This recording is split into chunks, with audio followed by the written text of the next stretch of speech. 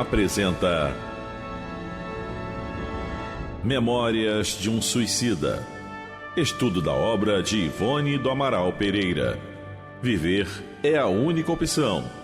Valorize a vida. Apresentação: Berenice Lima. Olá, iniciando mais um encontro sobre a Dona Ivone, né? O nosso programa é do estudo do livro Memórias de um Suicida, mas nós ainda estamos conhecendo a Dona Ivone, estamos conversando com a Dona Ivone, até para a gente entender a profundidade desse livro, compreendendo ela, com qual objetivo? Estreitarmos os nossos laços de amizade com a Dona Ivone, porque a Dona Ivone, ela está no mundo espiritual e é um espírito dedicado ao bem. Um espírito com uma disponibilidade de nos ajudar também, né, nessa questão, nesse assunto de suicídio. E também, até como exemplo de uma médium espírita, da gente fazer uma avaliação, tê-la uma referência para termos um critério de como nós vamos avaliar um médium, como nós vamos avaliar obras mediúnicas. Qual é o padrão? Então, a Dona Ivone, eu acho que ela é um excelente padrão de qualidade da prática espírita, da doutrina espírita, e nós precisamos conhecê-la. Lá no nosso trabalho, né, lá no abrigo, né, no nosso Centro Espírita Altivo Panfiro, nós recebemos uma orientação que foi muito interessante, que os médiuns da casa, todos deveriam evangelizar crianças, trabalhar na evangelização com crianças.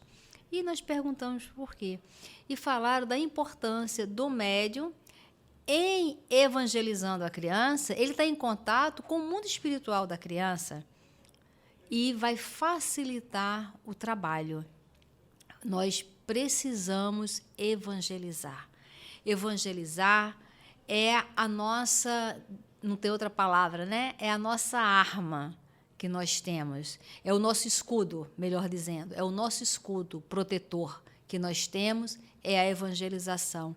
E muitos médiuns não se envolvem com a evangelização, mas nós precisamos criar vínculos na evangelização com aquelas crianças, porque aquela criança é um espírito e ela não está sozinha, tem vários espíritos envolvendo, né, na sua trajetória, obsessores, sofredores, e é nesta evangelização e muitas vezes na dificuldade de evangelizar que acontece muitas vezes, sem a gente perceber, um diálogo esclarecedor com os espíritos que estão ali à volta.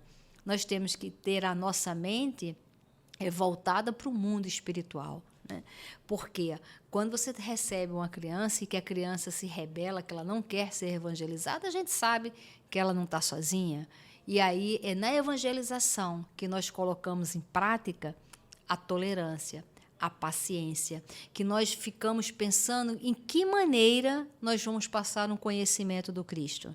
De que forma didática nós podemos apresentar uma ideia de Jesus para fixar naquela mente. E enquanto a gente está desenvolvendo esse trabalho, a nossa mente está trabalhando e está também se ligando aos guias para a gente fazer um trabalho de proteção. E a Dona Ivone, ela trabalhou evangelizando crianças, né? Um dos trabalhos dela. Então, ela trabalhava evangelizando criança e ela expunha também os pontos doutrinários nas reuniões de domingo para os assistidos. E nós precisamos ter essas reuniões com os assistidos. O assistido ele não pode chegar na casa espírita apenas para pegar coisas materiais. Não é a função da casa espírita. A função da casa espírita é acordar a alma para a imortalidade da alma. Então, que meios nós vamos fazer isso? Através de palestras, de dinâmicas, porque também não adianta só falar, porque muitas vezes a pessoa não consegue entender, não alcança, o raciocínio não alcança. Então, o que nós fazemos lá no nosso centro espírita?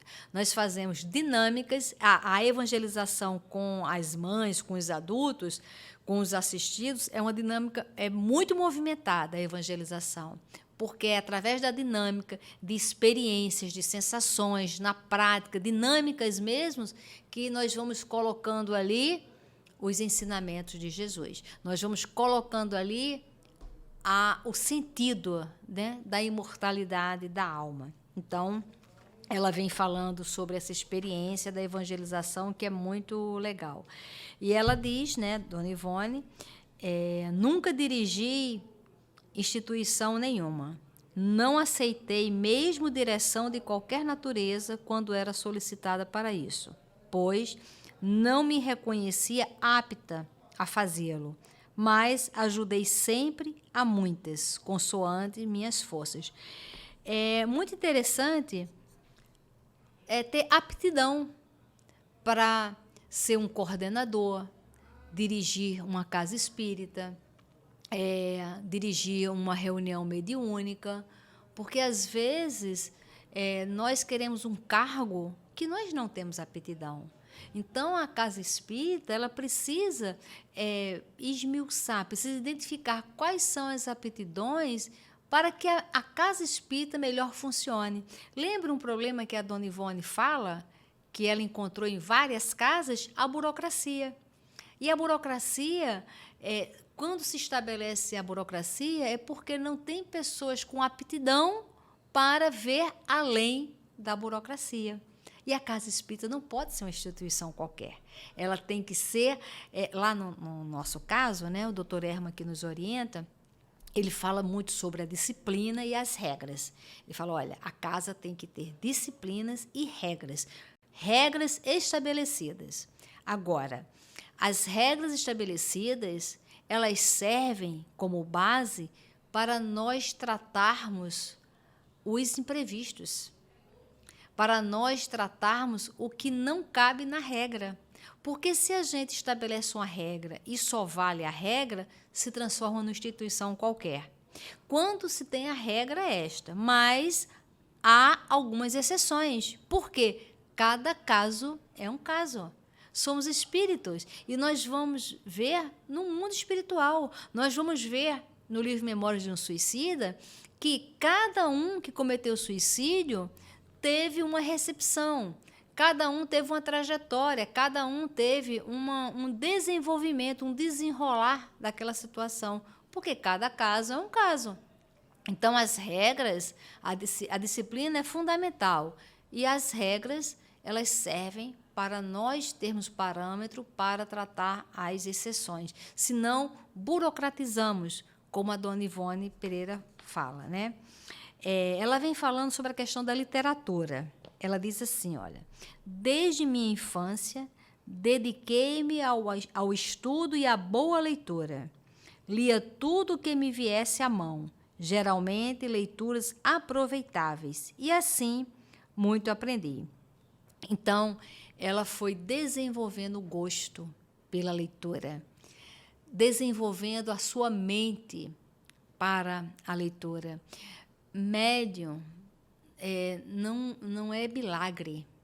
O médium ele tem que se aprimorar, ele tem que estudar, ele tem que se desenvolver.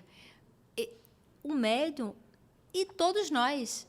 A doutrina espírita, ela nos incentiva ao aprendizado, ao estudo, ao conhecimento, porque quando se adquire o conhecimento, é o que Jesus falou, conhecereis a verdade e a verdade vos libertará. É o conhecimento que liberta, porque o conhecimento faz com que a gente pense, raciocine, e em qualquer situação a gente para e fala, mas isso tem sentido? Faz sentido isso? Mas qual é o raciocínio dessa situação?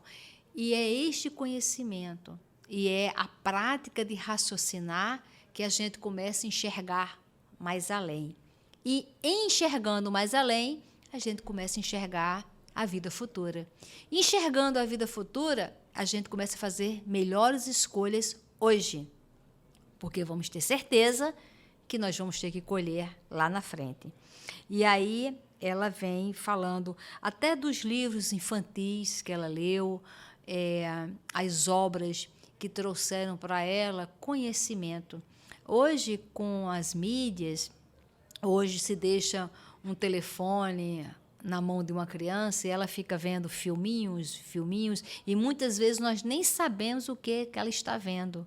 E quanto a mente dela deveria estar se desenvolvendo, está se embotando, está se tornando presa numa armadilha das cores, do som, às vezes de danças, de músicas, que não traz para a criança, não traz para o espírito habitando aquele corpinho infantil o conhecimento, o esclarecimento. Nós estamos na era da tecnologia. Nunca se teve tanta informação como hoje. Por que que o desenvolvimento de conhecimentos gerais não está acompanhando isso? O analfabetismo está muito alto, mas essas crianças conseguem acessar as mídias, a internet. Mas o que elas buscam? Dança, música. Mas a música e a dança, que são coisas altamente benéficas, mas com conteúdo muito pobre, que não traz um enriquecimento de vocabulário, de conhecimento, de visão de futuro. Então, nós precisamos saber o que nós estamos dando para as nossas crianças, né? E aí ela fala, o fato de não ter cursado nem mesmo a escola normal foi certamente provação com a qual me demorei a conformar. Ela não tinha como estudar, então ela não fez como se fosse hoje o 2º grau, né? Então ela se contentou ali com o primário, que naquela época era muito difícil estudar por falta de oportunidade, por falta de escola. E hoje tem tantas escolas, mas o nível de ensino está tão baixo. E ela diz, entretanto, desde a infância, apreciei a leitura, a literatura e a ela me entreguei. Aprendi a ler muito cedo e também muito cedo comecei a ler romances.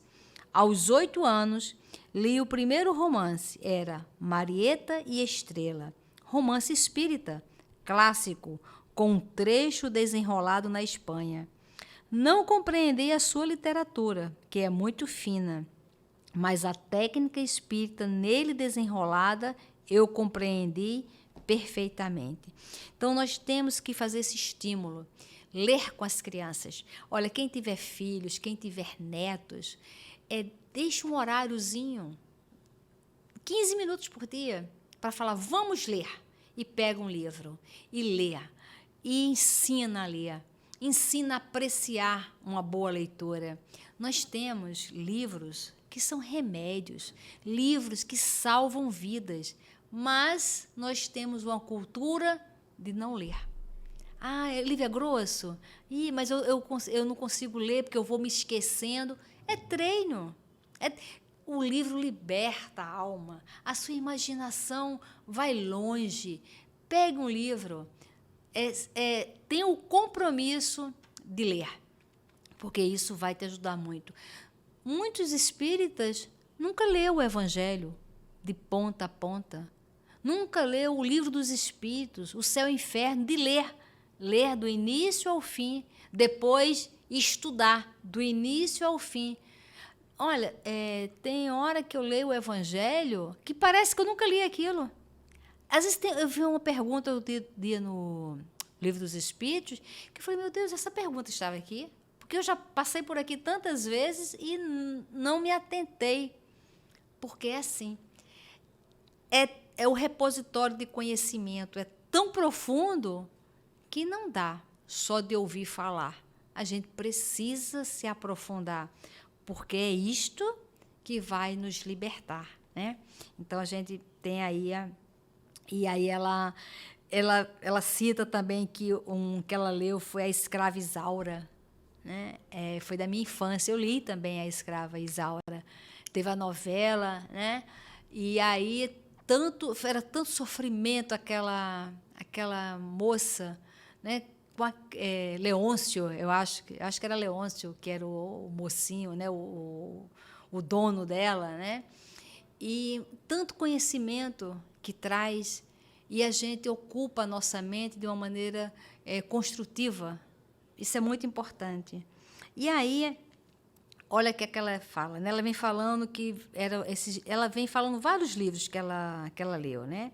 E aí ela diz assim: por que fossem livros emprestados de outras pessoas, eu os copiava todos à mão em cadernos de papel manilha que eu mesmo fazia e os lia de vez em quando. Gente, olha o que a dona Ivone fazia. Pegava o livro emprestado, lia e copiava o livro para depois reler. Tem alguns livros assim que são importantes para mim, que de tempos em tempos eu leio. Eu escutei uma vez o Divaldo falar que todos os anos, no mês de dezembro, ele lê Paulo Estevão. Todos os anos. Gente, leia. Nós até fizemos aqui um programa, né, que nós fomos lendo. Aqui na rádio, ela nos proporciona isso. Esse livro mesmo, Memória de um Suicida. Nós vamos começar, mas sem prazo para terminar. Porque estudar é isso. A gente vai lendo, vai conversando, comenta. Na verdade, nós estamos fazendo uma roda de leitura, que lê um pouquinho, discute aquilo que leu, traz outras obras, outros casos, enxerta ali, e assim a gente vai desenvolvendo o nosso raciocínio, né? Então, tem vários livros que, de tempos em tempos, eu releio. Um que eu até trouxe, não é espírita, esse livro, tá? Se chama Em Busca de Sentido, é do Viktor Frankl, Viktor com K, Viktor Frankl, Em Busca de Sentido. É um livro fininho, é um livro que ele fala sobre a Segunda Guerra Mundial, sobre o centro, o campo de concentração. E o Viktor Frankl, ele é um psiquiatra, e ele vai para o campo de concentração. E nesse campo de concentração, ele sobrevive, né, durante o período da Segunda Guerra Mundial. E quando acaba a guerra, ele é libertado lá do campo de concentração e em 9 dias ele coloca essa experiência dele no livro. Eu acho que todos nós temos que ler esse livro, mesmo porque ele faz um estudo que no campo de concentração, muita fome, muita doença, trabalho forçado, as famílias sendo destruídas, separadas, você vendo as pessoas que você conhece, seus familiares, entrando em câmaras de gás para a morte, e o índice de suicídio baixo, muito baixo. E ele faz uma análise sobre isso, sobre essa questão de esperança, fé em Deus e consolação, né? Muito importante. Esse livro eu já li várias vezes e eu recomendo. E ao longo do nosso estudo nós vamos trazer vários trechos deste livro. Quem quiser até comprar para a gente ir acompanhando no estudo mais para frente, Em Busca de Sentido, Viktor Frankl. É um espetáculo, eu super recomendo e eu mesma já li várias vezes e vou ler tantas outras. Então, a dona Ivone, ela tinha esse hábito. E uma característica dela é que, com 12 anos, ela começou a escrever. Ela escrevia contos, né? Conto é uma história pequenininha. Então, 12 anos, já escrevia contos e pequenos poemas em prosa. Olha que interessante. Certamente mediúnicos, pois os escrevia rapidamente, vendo a meu lado o vulto espiritual que desde muito eu conhecia, que era o Roberto de Canaleiras. Então, é esse espírito que ela sempre via, né? E aí, gente, tem um livro que eu acho fantástico, que se chama Eu e Roberto de Canaleiras, um caso de reencarnação, que é ela como Ivone, veja que aqui ele aparecia para ela como espírito, né? Ela tinha 12 anos mais ou menos, e ela o via, ele é um espírito. Só que ele reencarna. E aí, quando ele reencarna, eles conseguem conversar através do Esperanto, através de uma revista. E ele vem ao Brasil conhecê-la. E ela prefere não o ver, porque ela e ele têm uma ligação afetiva muito grande. Gente, tem tanta história sobre a Ivone,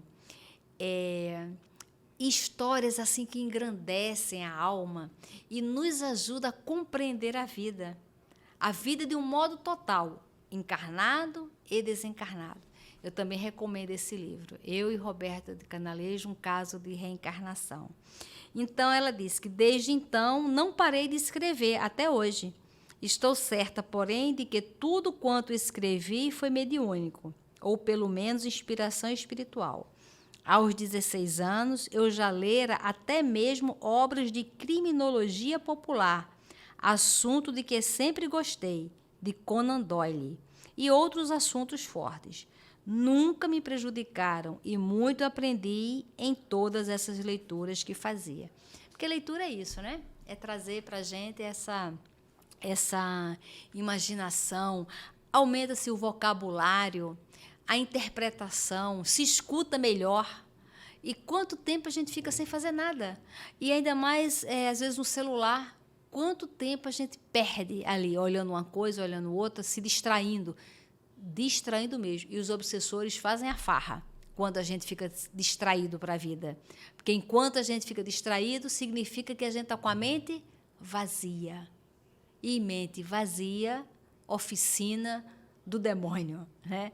Embora o demônio por si só não existe, mas os obsessores fazem a farra na nossa oficina quando a gente não bota ela para trabalhar. Então, fazer leituras edificantes vale muito a pena. Cura mesmo. E ela diz, né, muitos dos meus escritos literários, todos traindo o sabor espírita, foram perdidos depois de publicados em jornais.